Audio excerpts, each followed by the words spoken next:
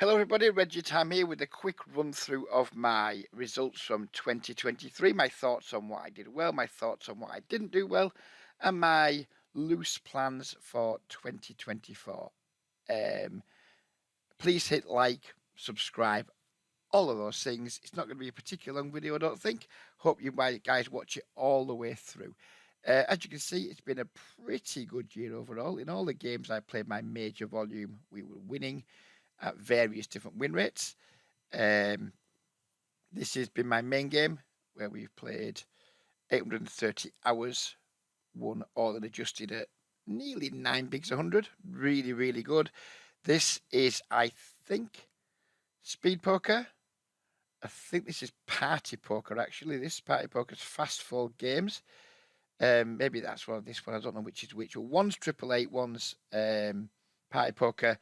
Both way, way, way lower win rates, which backs up what we all know, that speed poker is far tougher than regular tables, but still beatable, even for an old nit like me. Then we drop down to some like 10L stuff where I've just messed around making videos or what have you. Maybe that could be some fast forward. No, that is fast forward. So that'll be all the like 10L fast forward videos I've made, plus a few other games. A little bit of 15L I played mostly at the start of the year, did incredibly well.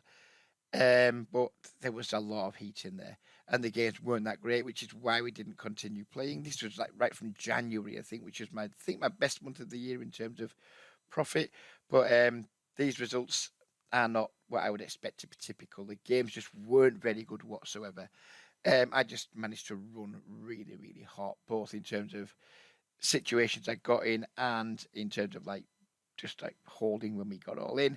This is some 20L6 max elsewhere reg tables, decent-ish win rate, but all in EV, kind of similar to the fast fold, because the games are just much tougher, much more reg infested, and then as you can see, the rest don't really bear looking at because we've put almost no hours into them. So overall, very good year. Really happy with how it's gone overall, but there have been some dry spells, notably this one, which was around, I think, the middle of the year-ish, not quite middle of the year. Maybe this is like May time. I don't know. We'll find out more in a moment when we check by the month. And then again here, where both of these spells is where I made a huge mistake, in my opinion, of trying to study GTO pretty hard and then try to execute GTO strategies. It was a big, big mistake. Number one, because it's really, really complex strategy to even try and learn, and then even harder to execute. There's a lot of emotional difficulties in trying to execute a GTO strategy because you've got to do a lot of things that deep down you haven't seen work, that deep down you maybe don't believe in, or you don't think they're as good as exploit, and frankly they're not most of the time if you're a good exploit player. And to do it once in a year is like whatever, I wasted basically 2 months, maybe a month and a half. To do it once is forgivable. To do it twice, because this happened again, I think this was around like September, October time, maybe October into November. I'm not sure when exactly, but to do it twice is frankly fucking moronic. When I just know my own game, I know how I do things. My overall strategy, you can tell by my stats, it's nothing clever. Overall, slightly tighter than population, probably. Certainly less aggressive post flop, much more selective. When I play well, I typically use a more polarizing post flop strategy. I do a lot of checking with middle of range. I expand my middle of range into some hands people would value bet, into some hands that people would bluff with that I don't do either. Certainly an area I can improve on slightly, maybe just narrowing the middle of my range a little bit so I can get slightly more value sometimes, maybe sometimes getting a little bit of red line by making a few more bluffs. But overall, if it ain't broke, don't fix it, and it ain't broke with those win rates. Even in these games that are pretty tough and I don't enjoy, still winning at win rates that I consider good for 2024. 3.42 bigs and 5 bigs 100 in speed poker games is, by many metrics, really, really good. Personally, I don't want to play games where it's good to have a win rate of 3.5 bigs, but I'll no doubt play them again next year at some point. I'll make the same mistake again of diving into those games sometimes and just not enjoying them and then coming out of them and losing my mojo a little bit. These are all mistakes that I'm destined to make again because I'm a human being. And sometimes I'm just going to make some bad emotional decisions and then do them too long. I'm going to react to maybe a break-even stretch in games where my win rate is high. So I'm like, fuck it, let's just get some volume in these games. My win rate will become even lower. I'll enjoy it less, and then I won't want to play for a little bit. That's just kind of one of my cycles that I go through. I try my best not to like go through it, but I just do. So yeah, they're all my results. If we look at graphs, because you people love graphs, I love graphs too. This is my graphs with all the lines in because people are like, oh, why don't you show your red line? My red line is a joke, but that's going to be a joke when I play the strategy I play, which is like kind of polarized post flop, mostly heading towards value, certainly not capitalizing on all the fold equity that I have, but then maybe just playing in games where I get lots and lots of value. Just because I'm playing in softer games with bad players. The pink line here you can just about see is when I was playing on Party Poker and I was using the cash out feature in order to reduce variance. As you can see, we slightly made money with that, but it's so insignificant over my whole sample. It's not really worth discussing. So there's the graphs. Feel free to laugh at the red line. Feel free to get horny over the blue line. And overall, this is the one that counts a green line. We made nearly 10,000 euros. Playing basically 20L and 25NL for most of the year. So yeah, really, really happy with that. By the month, I'd loaded this up earlier. I didn't really want it to do this again, so we'll just pause until it fills. So here we are, this is filled up now. As we said, the first month of the year is my best month. This is mostly 50NL, I think. Maybe not all 50NL. It can't have been because I didn't play that many hands.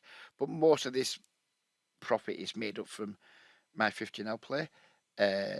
We had this April section will probably be maybe like this break-even stretch. I'm not sure. It'll be somewhere around here, and then this one here will be up probably in kind of this region here. My December volume is very, very low.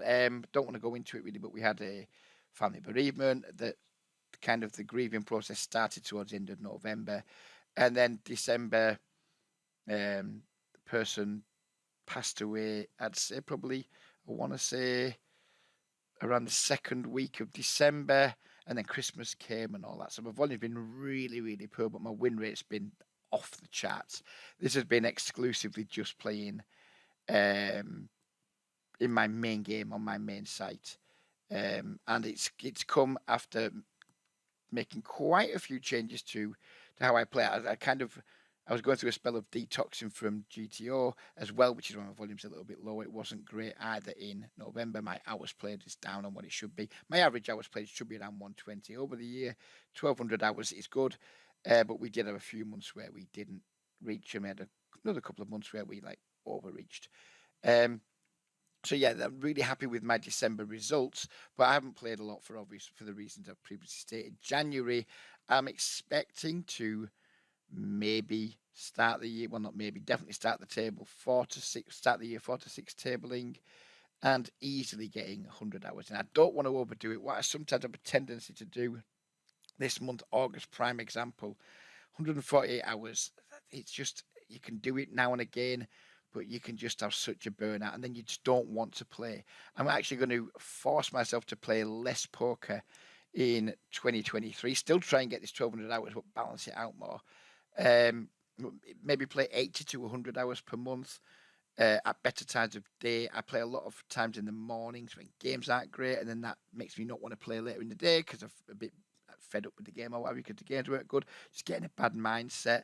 So I'm going to play less hours, hopefully a higher quality of play, and we're going to be starting out playing 20L in my main game, and that's what I hope to play for most of the year unless something changes, unless a better opportunity presents itself. There's a little bit of sky profit that isn't on this graph, but that's balanced out probably by a little small losses on Unibet, where I don't think I had a profitable year on Unibet, but I didn't play very much. But overall, yeah, we've made, what is that, 9,700. If we go back to the graph, We paid 2,200, and we paid.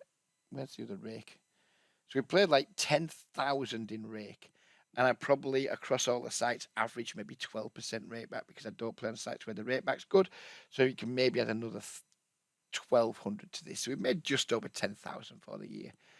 Maybe 11 at a push, which is really good for a 49-year-old old school player who's tried to learn some new school strategies, who's playing for the most part just 20NL and 25NL with a bit of 10NL mixed in. The results sound really, really good. I rarely blow my own trumpet, but this has been a good year, and I know it could be so much better. I was chatting to someone I've just been chatting. Someone I've started chatting to later. Elliot, friend of the channel. Shout out to Elliot. He's a good lad. And I was saying, like, even though I'm really happy with my win rates for the year, I just know they could be better in the games I play. Like, for example, this game, this should be double figures. I know it's double figures in BB, but it should be double figures all in adjusted too. It's not. I could have done better. So even though I've done really, really well in terms of I've made like maybe close to 11,000 euros playing microstakes, I know it could be better, and I kind of know what I need to do to make it better.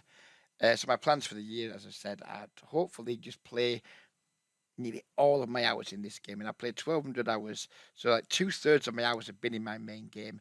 I'd like that to get up to 3/4 or even higher, even more than that. Maybe have this being like 85% of my volume. Do you think if I'm going to reduce my volume and like get less pissed off and less bored and less burned out, I think that's going to be relatively easy to achieve.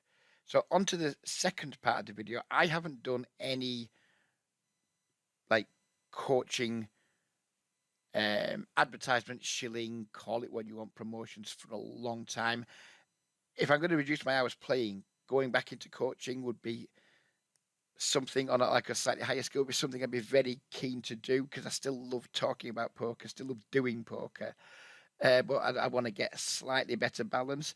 The reason I'm doing this and showing my results is to show that I'm not just like, oh, I've had a bad year, I need some money, give me some money for coaching. That isn't, well, obviously I do it because I want to make a few extra quid. I want a little side hustle, but it isn't because I'm not beating the games. A lot of people coaches, they get accused of, oh, he's coaching because he doesn't beat the games. I beat all the games I play, and as you can see here, there's not a game I play in that I don't beat. If I were to put this over like the whole sample for this, for what I've got in this database, the results will be very, very similar.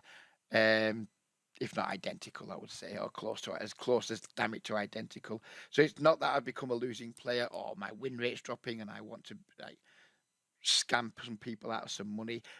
I know that for the right sort of people, I am a good option as a cheap coach. My hourly rates are incredibly cheap.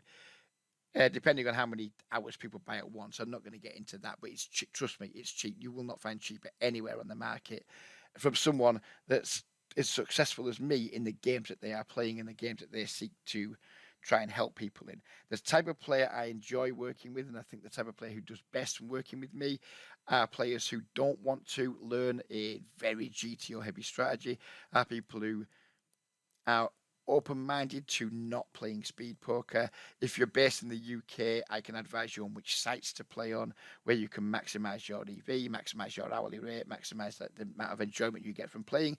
If you're from the rest of the world, it's going to be slightly harder for me to help you find out where to play because I'm just not as familiar with those markets. But yeah, I'm looking for mostly recreational or semi-recreational players who aren't winning at poker. If you're already winning, you're not going to get that much from me.